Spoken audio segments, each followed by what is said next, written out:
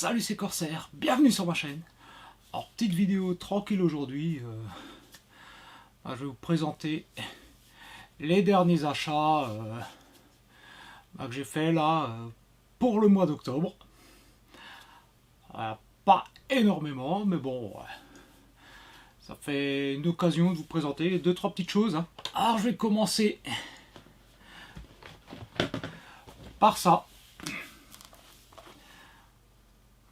Ah ouais, je suis fan des BD franco-belges, comme on appelle ça. Donc Lucky Luke et Astérix. Donc les derniers albums sortis. Alors Lucky Luke, bon, un cow-boy dans le coton. Alors tout simplement, Lucky Luke, sans trop spoiler l'histoire. Lucky Luke reçoit un télégramme et il apprend qu'il a hérité d'une plantation de coton dans l'Amérique du Sud, enfin le sud des États-Unis, pardon. Donc au temps des esclaves, ou tout juste après la guerre de sécession et l'abolition de l'esclavage. Donc on va voir comment notre cow-boy solitaire s'en sort entre les racistes et ses nouvelles obligations. Plutôt sympa. Je kiffe Lucky Luke depuis que je suis gamin, depuis que je sais lire pratiquement, je lis des Lucky Luke. Donc pour les fans du cowboy, petit album vraiment sympa à lire. Le deuxième album, alors c'est Astérix, le menhir d'or.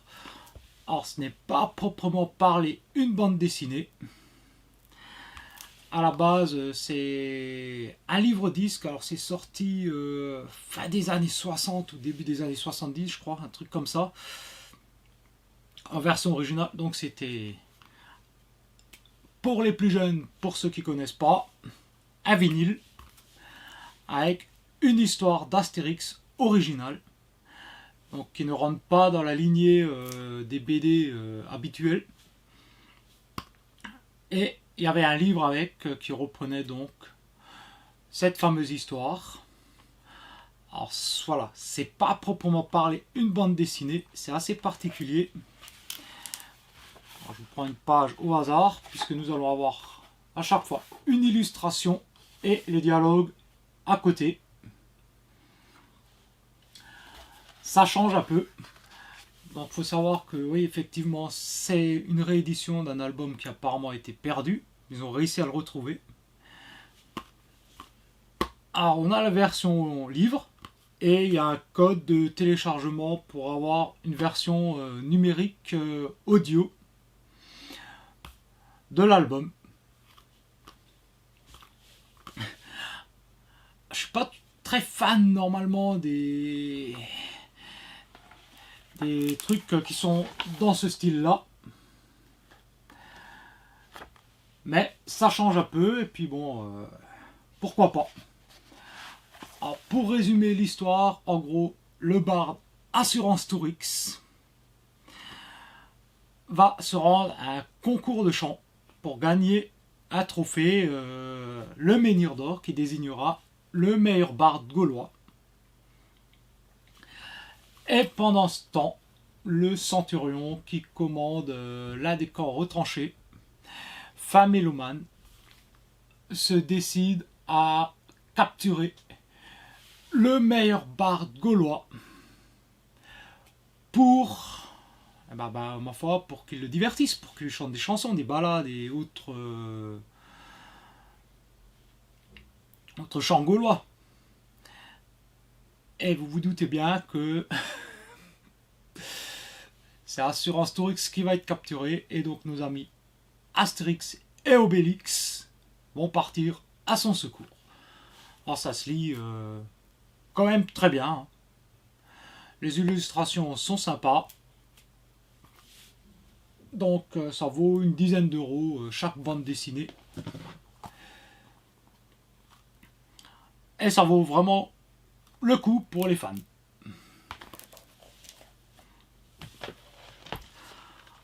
Ensuite, on va aller dans la catégorie film.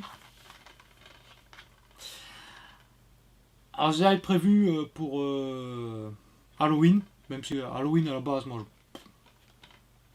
pensez-en ce que vous voulez, je m'en tape en fait. Ah bon, faut bien trouver une excuse pour faire des achats.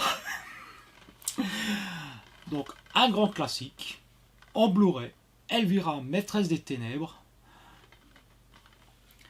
Elvira qui présente des films d'horreur sur sa chaîne de télé, en a marre. Elle veut monter un spectacle à Las Vegas et il manque 50 000 $. Je spoilerai, c'est le résumé du film derrière. Hein. Et puis elle apprend qu'elle va hériter de sa tante fortunée, tante qu'elle ne connaît même pas. Et elle se retrouve dans une petite ville paumée.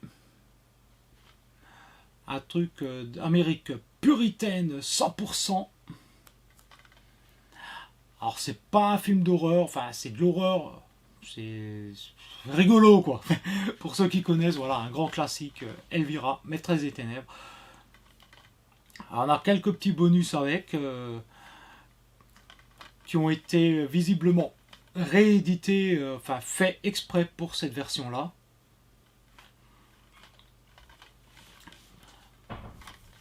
Et ça vaut, pareil, 15 € je crois sur Amazon. Donc pour ceux qui ne l'ont pas, qui sont fans d'Elvira. Et puis Scooby-Doo, joyeux Halloween Scooby-Doo, donc sorti début octobre, spécialement pour Halloween. Alors, je pense que tout le monde a au moins vu un Scooby-Doo dans sa vie. Hein. Ah, nos célèbres détectives chasseurs de monstres et de fantômes se retrouvent à fêter Halloween. Et puis, bah, ça part en couille. Donc, comme à leur habitude, eh ben, ils vont mener l'enquête. Il y a 2 guests dans le film. Donc, leur ami, le scientifique Bill Nye. Alors, je ne connais pas le personnage, j'ai même pas encore regardé celui-ci. Et deuxième guest, Elvira. Donc ça regroupe Scooby-Doo et Elvira. Toujours sympa, voilà, les Scooby-Doo qui font intervenir des personnages d'autres séries en rapport avec le surnaturel et autres. Voilà, voilà, ils font apparaître un peu de culture populaire dans les dessins animés et c'est toujours plutôt sympa. En général, les Scooby-Doo, bah, moi j'adore. C'est toujours cool quand il y a des personnages qui viennent d'autres univers. Donc ça vaut pareil, ça vaut 10 € ça sur Amazon. Par contre, c'est dispo qu'en DVD apparemment. J'ai pas trouvé le Blu-ray, c'est dispo qu'en DVD.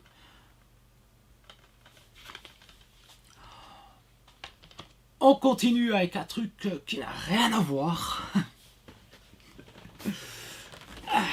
Alors celui-là, ça fait un petit moment que je l'ai. Je m'en suis déjà même d'ailleurs servi. C'est un trépied. De chez KF Concept. Alors, exceptionnellement, j'ai ressorti le vieux. Pour pouvoir poser la cam dessus, ben faut bien. Hein. Mais le relais, il est mort. Donc j'ai acheté un nouveau trépied. Il faut savoir que malheureusement, il n'est plus dispo. Ils ont sorti un nouveau modèle.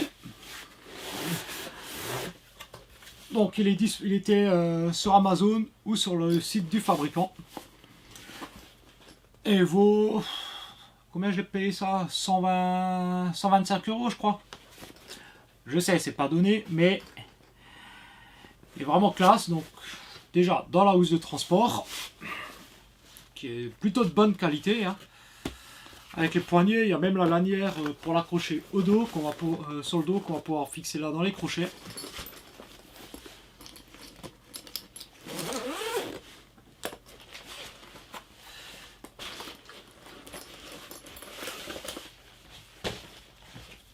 Et c'est un monstre. Il est assez énorme. Donc, on va pouvoir le déployer. Il offre énormément de possibilités de pose.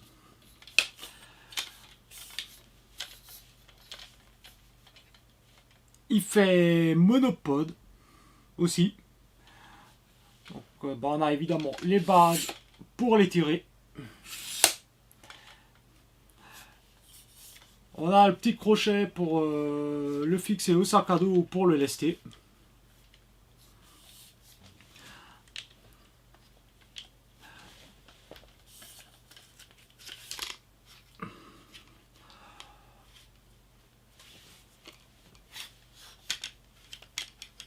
Alors, énormément de bagues, mais bon, ça va, c'est plutôt simple à utiliser. Il y a même, je ne sais pas où je l'ai mise, une petite notice pour tout vous expliquer. Donc on a ici une petite bague entièrement orientable, façon bague de GorillaPod. On a ici un petit réglage tournant, enfin énormément de choses. Un truc qui m'intéressait moi, c'est ça. La possibilité de mettre une partie du trépied à l'horizontale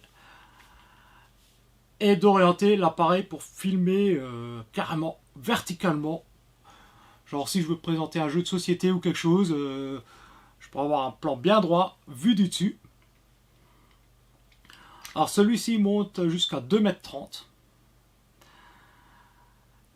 Le modèle en dessous, qui est toujours encore dispo sur Amazon d'ailleurs, monte jusqu'à 1,70 m il me semble. Pour une autre utilisation extérieure par exemple, pour moi qui suis assez grand, qui fait 1,85 m, le 1,70 m pour viser. Bon, maintenant il y a les appareils photo, il y a des écrans dessus, mais 1,70 m c'est quand même un peu petit. Maintenant, si le 1,70 vous suffit, c'est toujours dispo. La qualité est plutôt sympa, hein. Ça a l'air bien costaud, c'est bien lourd en main. Il y a énormément de possibilités. On peut fixer l'appareil photo en dessous pour filmer à ras du sol. On peut donc le monter très haut. On peut monter comme ça à l'horizontale. Et ça se manipule, vous voyez, très bien. Et donc ça, c'est pour remplacer mon ancien trépied qui est en train de faire la gueule, quoi, en fait. Tout simplement. Et ça permet, cette configuration-là, d'avoir quelque chose de très pratique. C'est... Beaucoup de reviewers, je pense, connaissent le problème, c'est d'avoir le trépied entre les jambes. Et bien, grâce au bras qui peut se déporter, eh ben, il est possible carrément de décaler complètement le trépied sur sa gauche ou sur sa droite au choix. Et donc d'avoir l'appareil photo malgré tout en face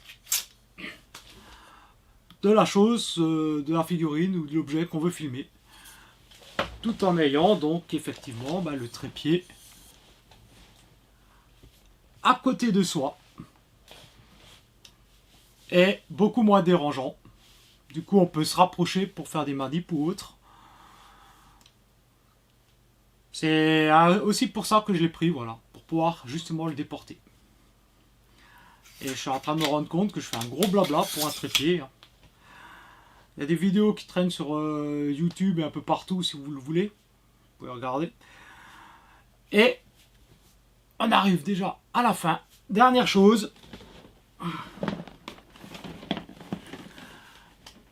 Le calendrier de l'Avent Playmobil. Pour 2020, donc le Retour vers le futur. Donc ça, je l'ai trouvé sur le site de Zavi à 32 € et je crois il y a 2 € de frais de port. Enfin, il revient à 35 €, je crois, grosso merdo, frais de port compris. Il est à 45 de mémoire sur le site Playmobil officiel. Et ça doit être à peu près le prix pratiqué partout, 45. Donc le moins cher, c'est Zavi.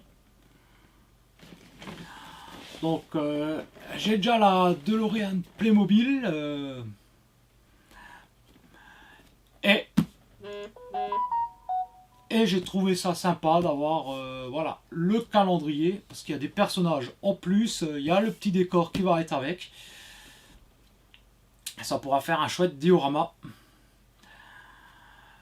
Mais ça, je vous en reparlerai plus en détail à partir du 1er décembre. Puisque comme à l'accoutumée, période de l'Avent oblige, je vais faire mon petit calendrier. Le calendrier de l'Avent, les Playmobil Retour vers le futur. Et je vous invite donc, si ce n'est pas déjà le cas, à vous abonner pour pouvoir suivre l'ouverture de ce calendrier avec moi. Bon, la vidéo arrive à son terme. Elle commence à être vachement longue pour un truc que je pensais être beaucoup plus court. Pas grave. Hein.